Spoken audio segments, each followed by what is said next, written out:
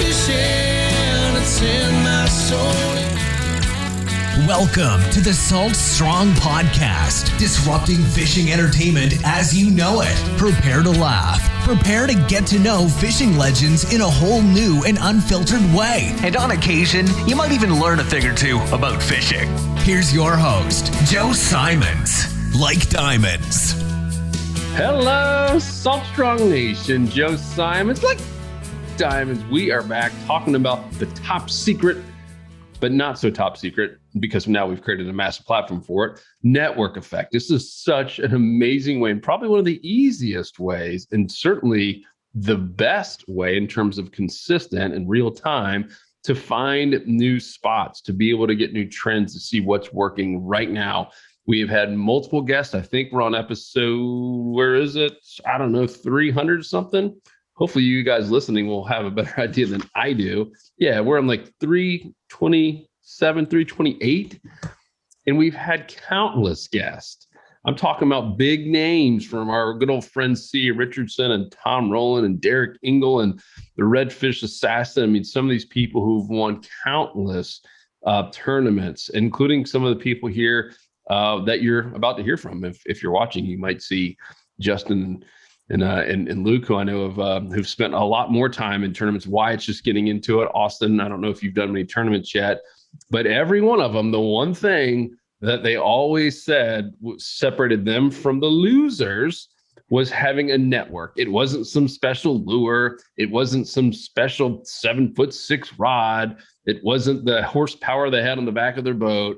It was always a network, a group, a community of people they could go to and trust to give like accurate advice, to get real time what's working out data. And Luke, you've had a couple stories you've shared in the past, and I hope we'll kind of bring those back to life, because they're great examples of how powerful that is.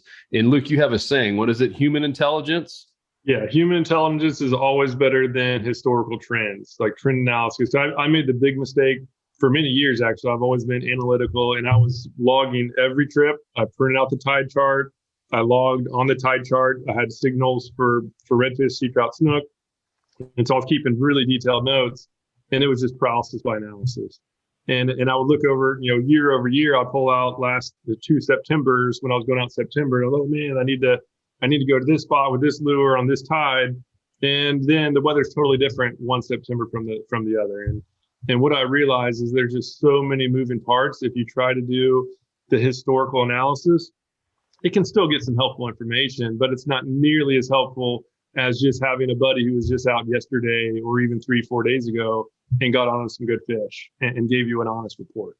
Like that is a total gold mine. That is totally trumps any sort of historical year over year, like computer generated analysis.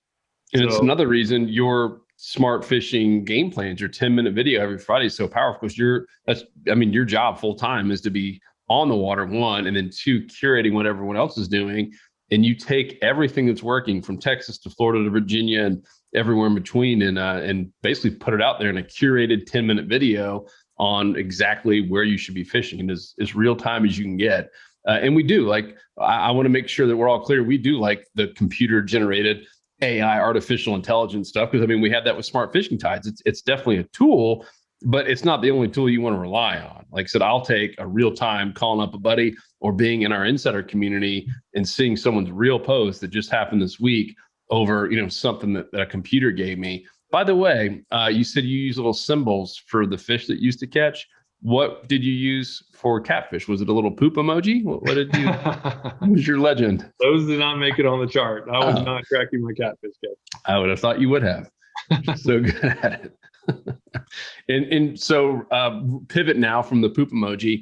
So we want Austin on here. If you don't know, Austin is our community manager. So that dude is in there. If you are in the community, you know who Austin is, because he is commenting on every single post. And he does such an amazing job. He's out there like finding stuff for any new member that needs something. Because let's face it, we have like over 1,000 blog posts now. It's a lot in different spot dissections. That's where we get on a satellite map and actually like basically just draw how we would fish that area where the best looking spots are. Wyatt and Tony do amazing jobs on those. And so Austin goes out and finds all that stuff for our members. And so if you are in the community, you know who he is. If you're not, what the heck you waiting on? Join us in the community, because that's really what this whole thing is all about. It's the power of the network/community. And you'll quickly get to know Austin. He might even send you a couple paragraphs of intel on your first question. Absolutely, guys. Yeah, I will completely agree, though. The seasons are always going to be a little bit different. The weather is not going to be the same on January 12th next year as it was this year. And so while those things are helpful to kind of keep track of all of that, it's not going to be the same. And getting the right now is so, so important. But the awesome thing is rather than going to, some of these other platforms where you could ask those questions, but you might regret it, you can come here, and I promise that you're not going to get anybody coming at you and downing you for asking that question, or just giving you kind of like smart aleck little comments and stuff like that. So it's a safe place to come get that information. And then it's also somewhere where you're going to get real truthful information as well. Like, people go so in detail in these reports that it's almost crazy. Like, I've learned so much just looking at some of the information that people put in these posts that I wouldn't have even thought to even, put in there. So it's really cool to see like the way that other people think alone and kind of put their thinking of their reports together, for one.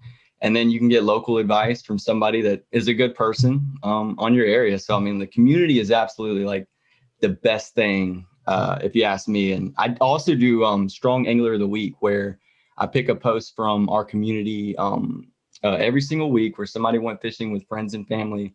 And in that, I asked them how Salt Strong has helped them become a better angler.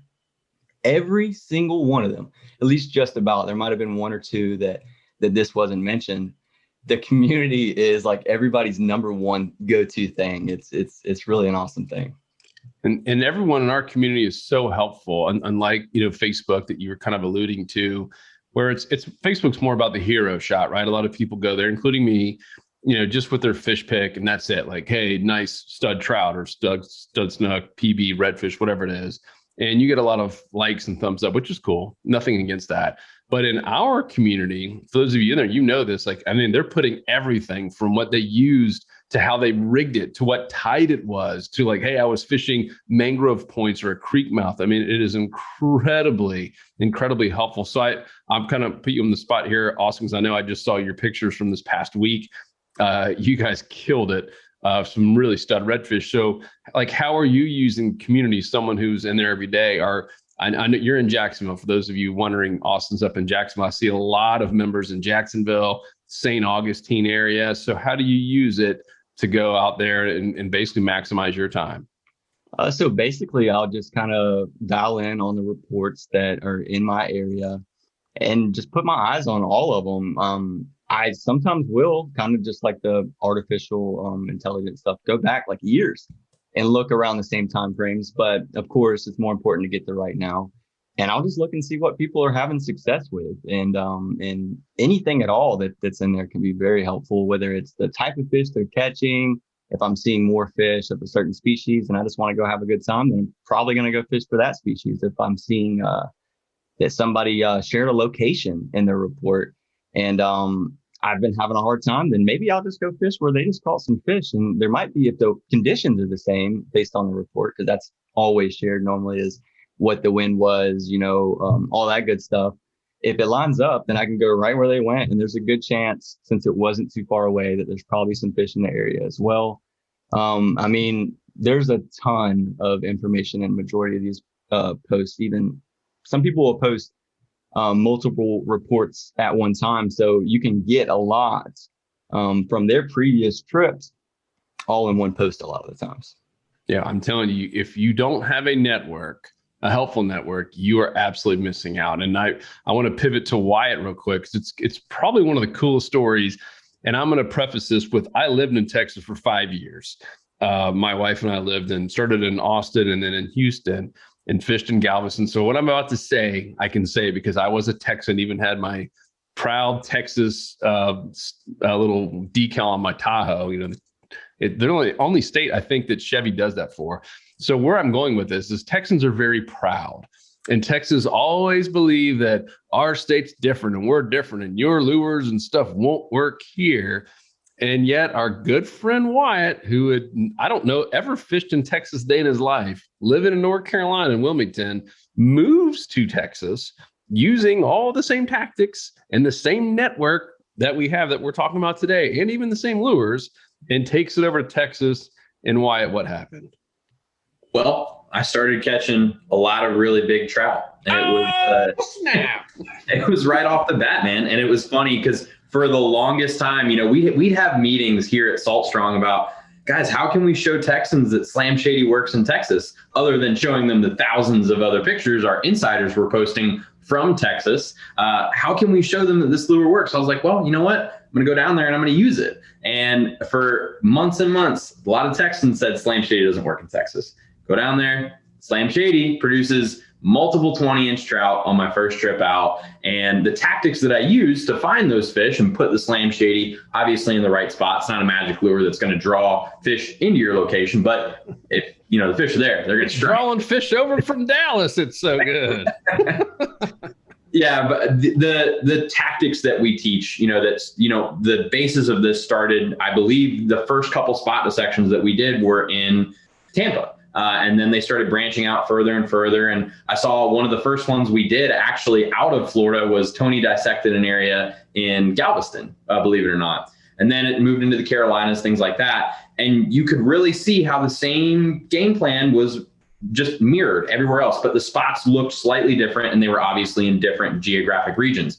But I took the same game plans that I used in North Carolina that were based off of Luke and Tony's game plans in Florida, applied them in Texas, and they produced fish with lures that were told to be not working in Texas. So it's very funny to see how people think that their area is so special and their area is so different just because they might be struggling with something that is local to them and they see success somewhere else. And it's not easy to admit when you're making mistakes. It's just easy to say, it's different here. So that's a big thing that I see. And I saw that in the Carolinas. I saw it in, when I would go up to Virginia. It's just something that people say. But the reality of it is these fish are all the same species. They behave the same way. And the areas look slightly different, but the same tactics and game plans will still apply regardless of where you live, which is why the community is so awesome, because you can pull different game plans from different people. And I've always seen the community as like, we're this giant network of kind of almost fish scientists, and we're constantly conducting experiments. We've got some members that have gone out and done lure tests on their own. Yeah. And it's so awesome to see all these different experiments being done and all these different game plans being applied. And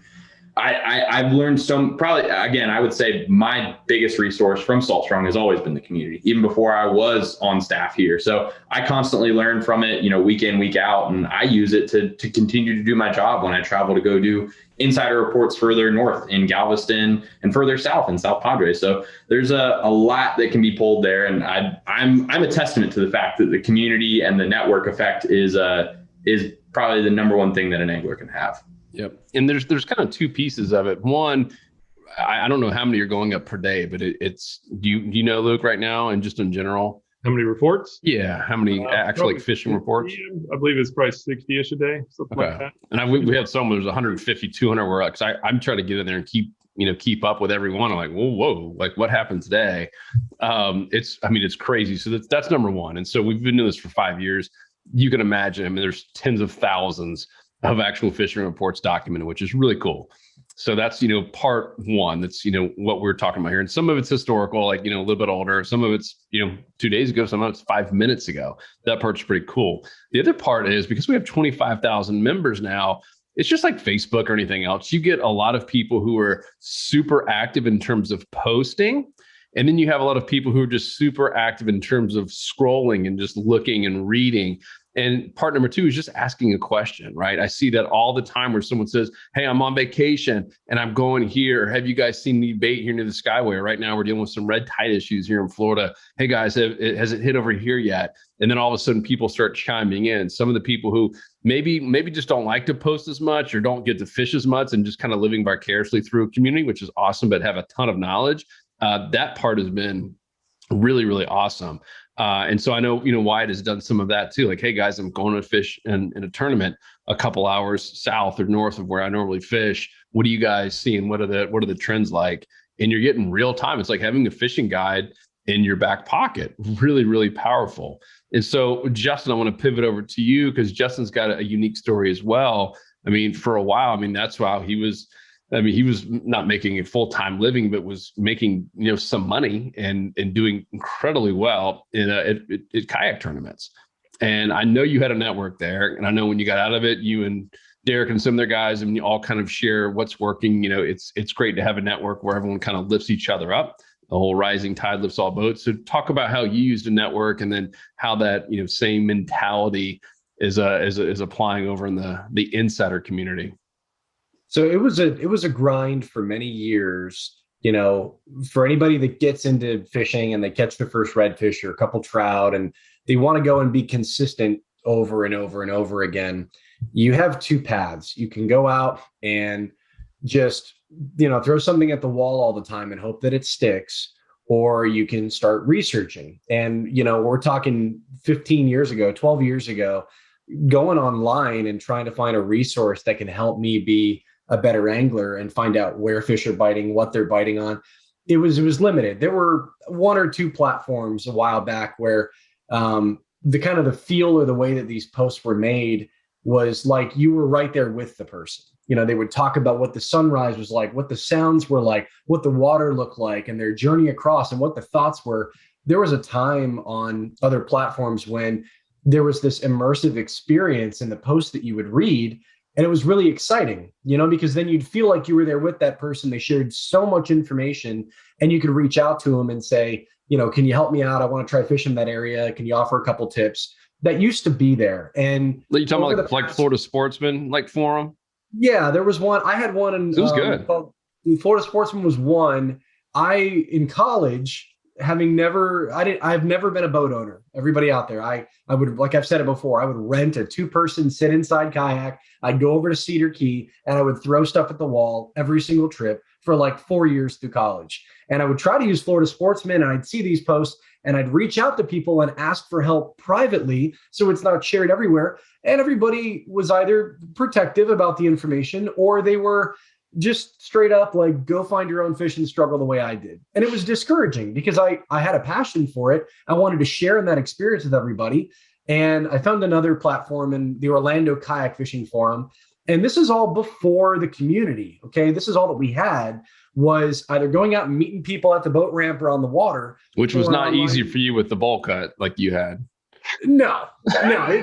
People kind of looked at me like, I don't want to talk to that guy. Keep going the other way. But the point is, something changed, guys. Like something changed in the past, 6 or 7 years.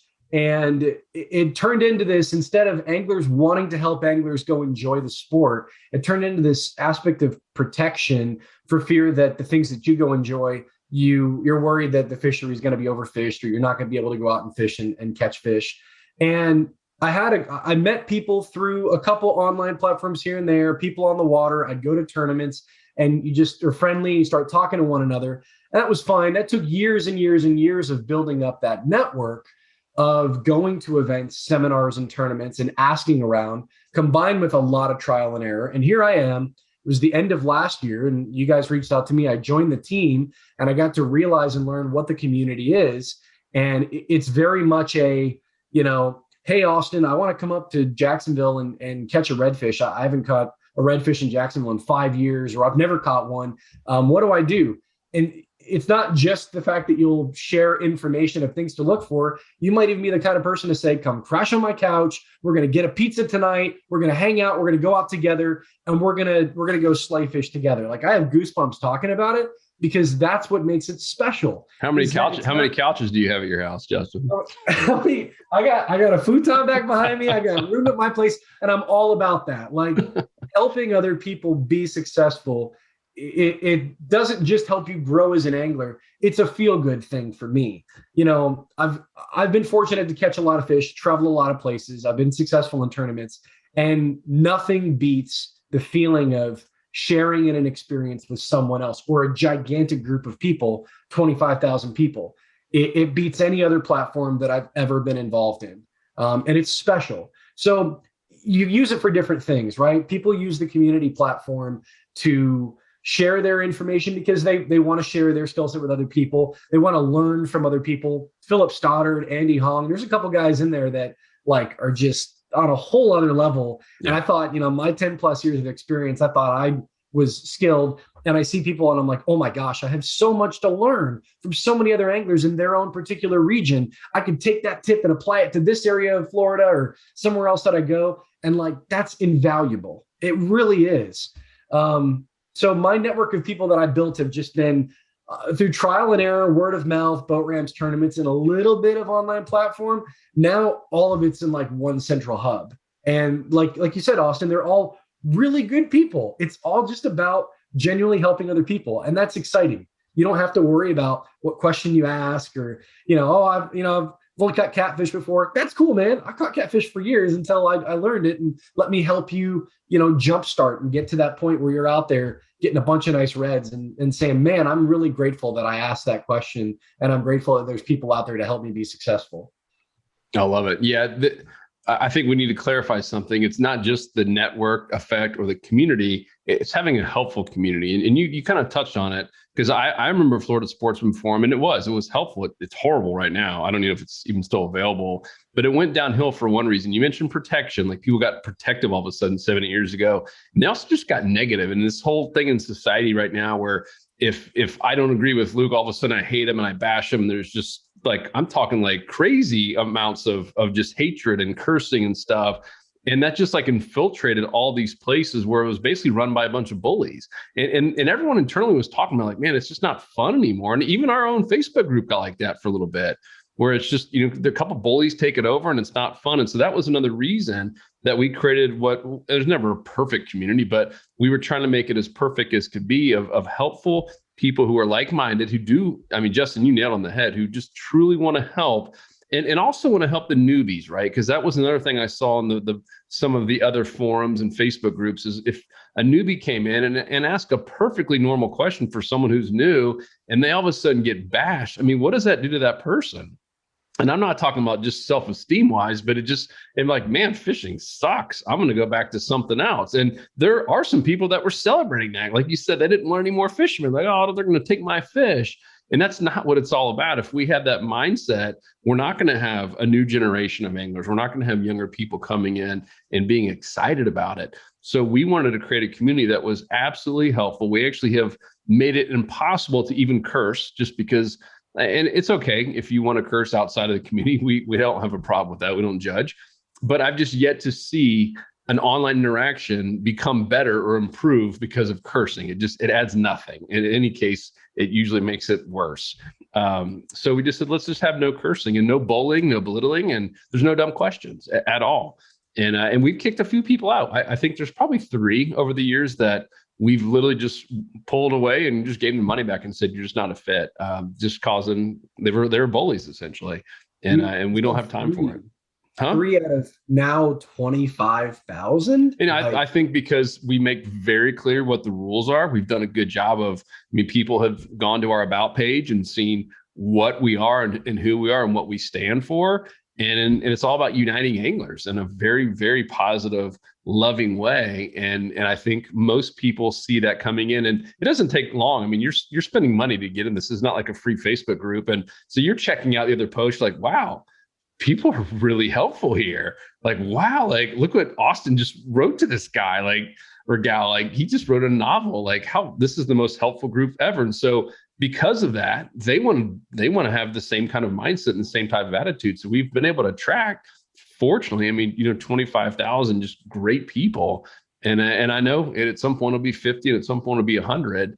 I don't know that we'll ever have, 30 million, like trying to get every angler in America doing it. But it's been really, really, really powerful. And if you guys don't know, our network is essentially, even though we have anglers in all 50 states, it's really Texas to Virginia and obviously everywhere in between, all through the Gulf, Florida, up there. Pretty much everywhere there's redfish and speckled trout and flounder and obviously snook in a couple of the states. And now mangrove snapper and cobia, triple tail, all the inshore saltwater species. At some point we might expand. we've had quite a few people have asked about, going into bass fishing, and because there was a lot of bass fishing reports actually for the people who live inland, and even going out to, California, other places. But for now, it's really primarily inshore saltwater fishing from Texas to Virginia.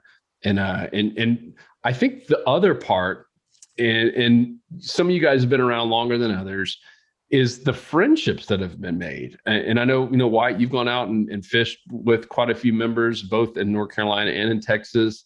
And, Justin, you have too. Austin, I believe you have. And you've, literally gets on the phone and helps people out. Luke has, I have. And there's like legit friendships formed. In some cases, people that we're hanging out with, on the weekends and texting with and praying over. Some just really cool, amazing relationships have happened just through this community. So I'd love for you guys to share any cool stories you got. Yeah, my current tournament partner for the Redfish Trails here in Texas, I moved down here, and he's someone that I had messaged when I was in the Carolinas, just helping with getting introduced to inshore fishing. He had questions, things like that. I moved down here, and he offered to show me some areas that he liked to fish, or some, wading spots, because, wading's a little bit different. You might not know from satellite maps whether you can actually walk an area or not. So it's nice to have someone invite you to go out and share a fishing trip with them. And now we're tournament partners, and he's inviting me to go hunting with him, upcoming fall. It's like there's a lot of really cool things that have developed just from helping someone in the community. It's really crazy. And the same thing happened in the Carolinas. I met so many people. We had awesome meetups, and, we'd go and have just everyone would meet up for little different fishing trips, and then we'd all get together and have one big one. It was really cool to see how the online interaction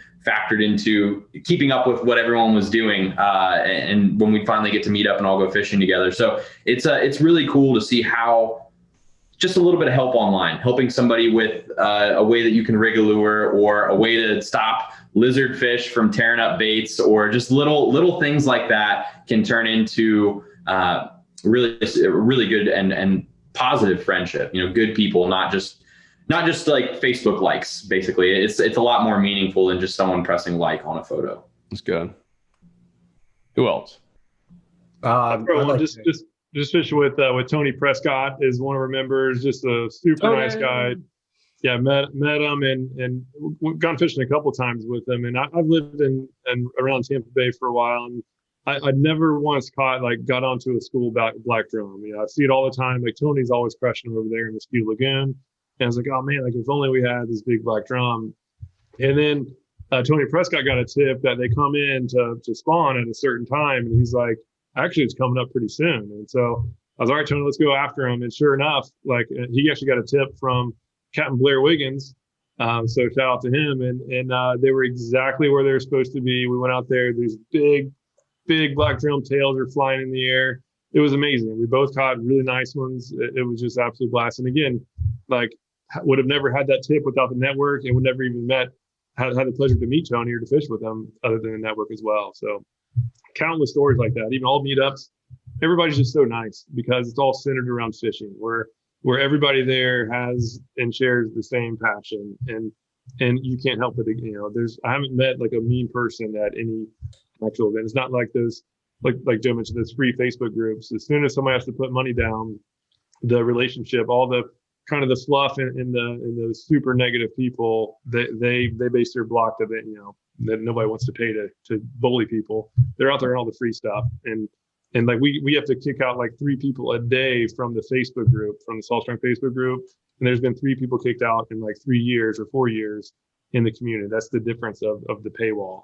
So that's why I've just been super impressed. It's been really cool watching it grow, and it's just been getting better and better. Yeah, I remember that with old Blair Wiggins, the Mogan man. And, we got that text from Tony right after Blair had texted him. This is all the network effect. And remember, it said, we saw Blair's text, and he's basically like, you got these 2 days. They're coming in right now. You have today in 48 hours. And it was spot on. And we went again the next day and couldn't find them. It was really, really cool. And so that's that real time human intelligence, having, people on the water that can give you awesome advice and are willing to share it. So it was really cool. And what about you, Justin? I think you were about to say something. And I was. I'm going to try to find the picture if I can. So I met an insider, Paul Gray, and he was one of the first members to get our custom bull bay rod that we had done. And we ended up just kind of chatting offline, and we had a lot in common. I ended up, doing insurance with Paul, and we were talking, and he's like, "Hey, I got a tournament coming up. Do you want to come down and fish with me?" And see if I can find that picture. And I was like, "Yeah, man, cool. Where are we going to go?" He said, "We have a local inshore and offshore tournament out of Fort Pierce." And we stayed in touch and came down. We rented a boat at Freedom Boat Club, went out. He had been fishing the day before, and I got to share this picture. He ended up getting a monster snook the day before the tournament. And like, I was going down because I like Paul. I think he's a cool dude. He's getting more into the inshore side of things. I met him and his wife. I was able to come over and crash at his house, meet his dog, Lily, and go out and do this tournament. And the day before, he's like, "Hey, man, I got on a big snook." I was like, "Yeah, that's cool." He sent me that picture, and I'm like, "Totally, bejeebus, that's like a monster snook. Like, are we going to do that for the day of the tournament?" We go out, rent the boat. He brought on a buddy of his that he's known for a while. We didn't do super hot in the tournament, but it didn't matter. Like, we got out, we saw like a monster 4.5 foot barracuda in clear water. We saw a couple big snook that we couldn't get to. They were really shallow. And, I remember the night before fishing Fort Pierce, and we went to like some like little hole in the wall and got some tacos and hang out and drank soda and just like had a really good time. And now I'm remembering, like, I got to get a hold of Paul. We got to do an offshore trip middle or end of August. He wants to do another rental down in Pompano and go for kingfish and sailfish and the crazy bigger stuff offshore that I like to do. And like, that's special, that's the kind of stuff that just gets me really pumped, guys. Like, I love catching big fish. That's cool. But I love going out and fishing with other people and having that memory where I'm like, I'm always going to remember the things we laughed about the day of the tournament. I'm going to remember fishing at Fort Pierce when we shouldn't have because it was too rough. I'm going to remember the tacos. I'm going to remember Lily, his dog. Like, those are the things that I keep with me my whole life. And nothing can add up to that. So I've met a lot of great members when they came out to pick up the first couple batches of the custom rod. Yeah. I remember Jeffrey Honeycutt and Brianne DeHamco. She's a local there in Tampa, works at I think a coffee shop. And she's just getting into it. And like 2 days later, after we shared some tips, she got her first redfish waiting on the flats in the northern part of Tampa Bay. I was like, that's so awesome. Like, you put it in the application after we chatted. I told you a couple lures to throw. She went out and did it. And she's like, look what I got. Like, oh man, I'm like, it's just a high. Like, it makes me really happy to know we can have those experiences. That's so awesome. Absolutely. Yeah. I mean, I've built relationships with a ton of people that I talk to on the regular pretty much, and which is awesome because they're not only in my area, they're all over the place. So if I ever wanted to travel somewhere else, and that's just a leg up alone, maybe even somebody to go fish with if they're available. And then at that, seeing new people, or not even just new people, but come into the community and then make posts about going fishing with other insiders. And you didn't even know that was happening. It was just kind of like they're talking behind the scenes and stuff. It's just too cool. And also just people that believe. There's so many people that really believe in what we're doing. We have so many members that are literally commenting on every single post, which is awesome. It just goes to show that this is the real deal. You know what I mean? That there's not going to be anybody that's just coming to comment on every single post if they don't really believe in what we're doing here. I love it. And another little perk is I'd say the majority of our team members, we have a pretty big team now, have come from the community, have been, customers, including, I think, everyone on here. Maybe, I don't know, Justin, you might have been the only one who you were like about to sign up and obviously, got an account right away.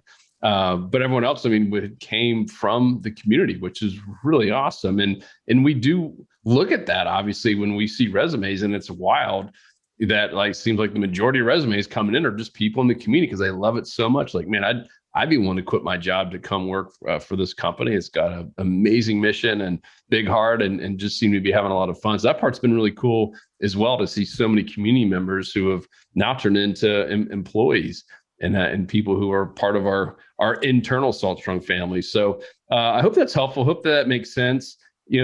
Unfortunately, this is one of those things, and I've had this in other communities in my past, including some that I'm currently in, like C12, which I've talked about in some Salt Strong Unchurched. it's tough to put a value on the community. And it's almost like the community is not the sizzle, right? It's meaning the sizzle of like what lures people into something like Slam Shady, whatever. They want the newest and greatest lure, the thing that's going to give them an edge. And those are great. But the community is like, it's the stake. Like once you get in, you're like, holy smokes, like this is what it's all about. This is the foundation of it. And so if you haven't joined us, and that's the reason we have that 365-day, 100% money back guarantee. We've tried to make it a complete no-brainer, even double your money back, just to get you in there, to get you putting your first post, to hear from us, to hear from Austin, to see how positive this community is, and ultimately how much time it's going to save you and build friendships. And of course, just, help you be in the right spot at the right time anywhere, even when you're traveling here, like throughout the summer. And so I hope you join us. If you haven't already, go to saltstrong.com. Up at the top, you'll see a place to join the Insider Club. Made it super, super simple, just 27 cents a day. And like I said, you get all your money back if it doesn't work for any reason whatsoever in the first year. And of course, if you are a member, thank you guys so much. Like I said, we just hit 25,000 members not too long ago, and we're still pinching ourselves over that. And it is just so neat on how many friends that we have made and how many people we can just like roll off the tongue in terms of our members who are in there every single day. Some who we've never met, some who we've met at some meetups, and we are going to be having some more meetups. We're going to have a pretty big one coming up soon for all Insider members. And guess what? If you're not a member, you can't come. You will not get the invitation, guaranteed. But if you are a member, you're guaranteed to get it. And of course, a lot of new products. Just came out with Fred, fooling redfish every day, not every time. Gold Digger, Slam Shady, the Z-Man Slam Shady Shrimp. Got some other new things I can't tell you about yet, including some rods. Oh, there's the old Gold Digger. Justin's got it. The thing's sweet. So yeah, a lot of really, really cool stuff. Just, we wake up every day, one, just thankful and for such an amazing community. And two is like, how do we keep them? Like, how do we keep them excited and willing to tell friends? And that's a big reason we've grown so fast, is because of all the referrals. People are like, man, you got to come join this group. They're so awesome, so passionate, so positive. So thank you guys so much. To all you guys on the podcast here, thank you. This is super helpful, good stories. And I guess I'll see you guys in the community, huh? That's community.saltstrong.com. If you try to go in, you're not a member, you're not going to be able to get in. If you are, community.saltstrong.com. We made it super easy to join, and I hope to see you in there. You guys got any other ending notes besides Justin had him do a bowl cut? So I'll say, whether you are going to have to travel to the coast to go fishing, whether you're an experienced angler, whether you're brand new to fishing, you'll find value from the community 100%. And if you ever have a problem, if you do join the club, don't hesitate to reach out to me, and I will make sure that it gets fixed up, guys. Austin's like, if you got a problem, I'll solve it. Check out the community. What my DJ revolves at. And yeah, the community, it's really, I know we touched on beginners a lot. Austin, you nailed it too. This isn't just for beginners. And if you are a beginner and you actually spend just a little bit of time there, at a minimum, at least watch that 10-minute just weekly game plan. That's like kind of the overview of everything. You're not going to be a beginner for very long. We have a lot of full-time guides who are in it every single week. This is the cool thing about saltwater fishing, is there's so many different species, a lot of which are migratory. So no matter how much you fish, no matter how many years you've been fishing, it's impossible to know everything. And so that's why all of us are in there all the time. We fish full time, yet we're still learning all the time. And we're all learning a ton. That is saltwater fishing. I grew up freshwater. I still like it, but it doesn't compare to saltwater. It's just a forever changing puzzle. Every day is different. And this human intelligence is by far the key takeaway of this whole thing, is the human intelligence is by far the most important thing you can have. So if you don't do this community, do something else. Do another one. This happens to be the biggest and most helpful that either of us have ever seen. But I still recommend giving it a shot. But it's a game changer. It's one thing that's the biggest surprise that I've had is, over all the analysis I was trying to do, and just networking with like-minded and helpful anglers was the ticket. That was what actually made the biggest difference. It's good. Yeah, I'll tell you right now, like if I post a report, I'm posting it in the community, and it's usually the good reports. So those of you in the community, you're going to learn a little bit about that puppy from this past weekend. Dinner time. more good stuff like that. That's where all my reports are going, man. So and it is. We did a whole podcast on the fact that it is now a mobile progressive app, so you can do it on your phone, your tablet, desktop, anywhere there's internet, instant access. So cool, guys. I appreciate you, and we'll talk to you guys in the next podcast. See ya. 'Cause fishing, it's in my soul. It was pain.